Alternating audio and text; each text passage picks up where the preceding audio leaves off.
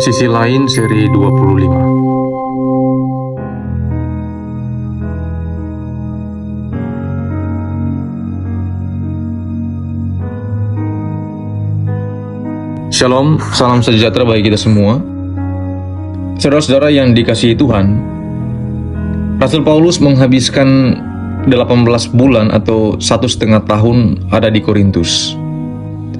Paulus mendirikan sebuah gereja di sana, di Korintus. Di Kisah Para Rasul pasal 18 memberi banyak informasi tentang pekerjaan Paulus di Korintus.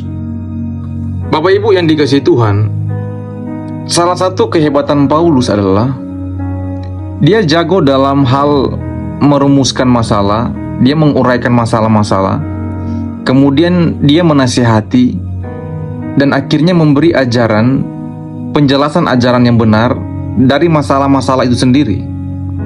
Saudara lihat, di pasal 8-10, Paulus membahas masalah makan makanan yang telah dipersembahkan kepada berhala.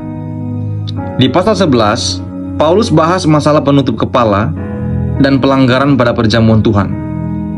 Dan di pasal 12-14, Paulus membahas masalah karunia rohani ini. Paulus berkali-kali singgung isu tentang karunia roh ini. Semua isu yang berkaitan dengan karunia roh atau bahasa roh itu menjadi hal yang sangat serius terjadi di Korintus. Paulus akui dan bilang kalau kalian ini hebat, kalian ini banyak karunia, tapi kalian juga banyak kesalahan. Tidak satu sebagai jemaat menganggap karunia yang satu lebih besar dari karunia-karunia yang lain. Karunia-karunia itu dipakai untuk kepentingan diri sendiri, untuk keuntungan dan kemuliaan diri sendiri, bukan untuk kemuliaan Tuhan. Sehingga ada orang-orang yang menjadi sombong dan lalu memamerkan karunia-Nya, terutama karunia berbahasa roh.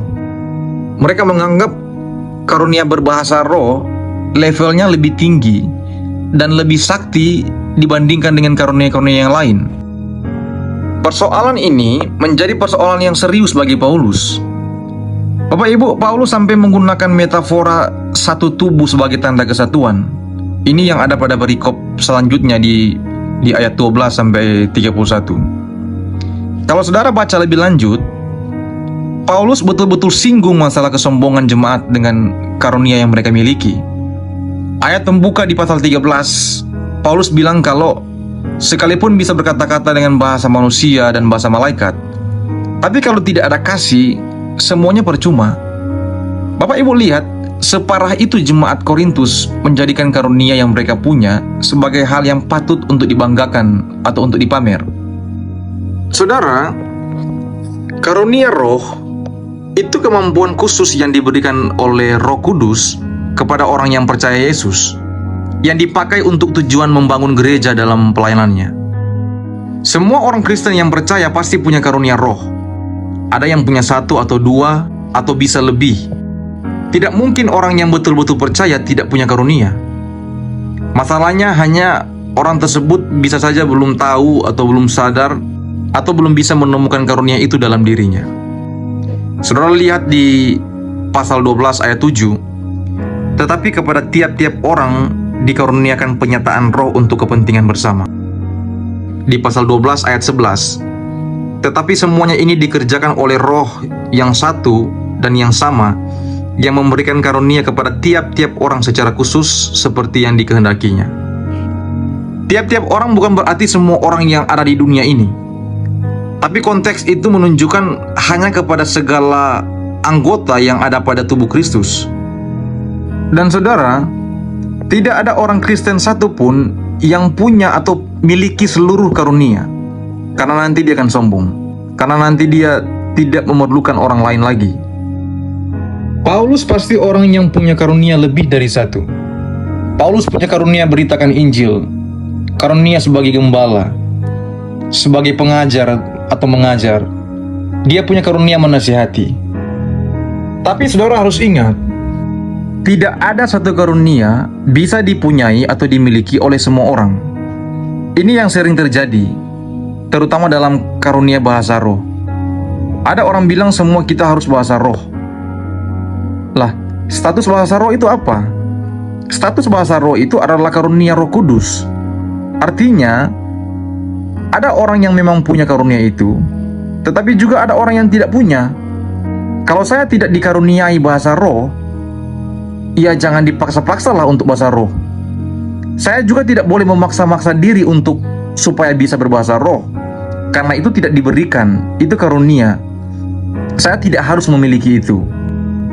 Ini berbeda dengan buah roh. Buah roh itu justru identitas atau tanda pengenal seseorang yang sudah percaya Yesus. Setiap orang yang mengaku Kristen dan percaya kepada Yesus harus punya buah roh.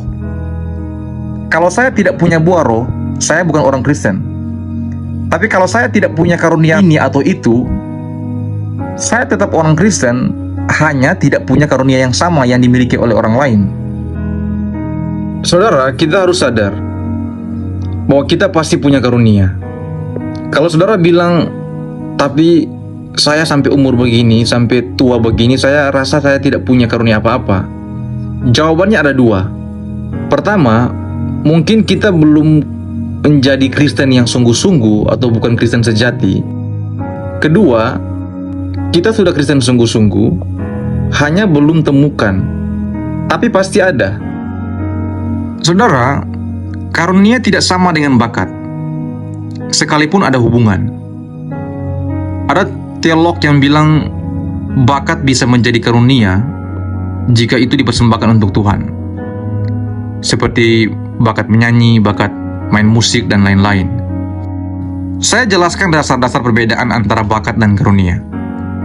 Karunia itu sebuah kemampuan spiritual, sedangkan bakat itu kemampuan alamiah. Bakat sumbernya dari Allah melalui orang tua. Meskipun ada fakta kalau anak bisa menyanyi, tapi kedua orang tua tidak bisa menyanyi sama sekali. Sedangkan karunia dari Allah tanpa harus melalui orang tua. Bakat dimiliki sejak lahir.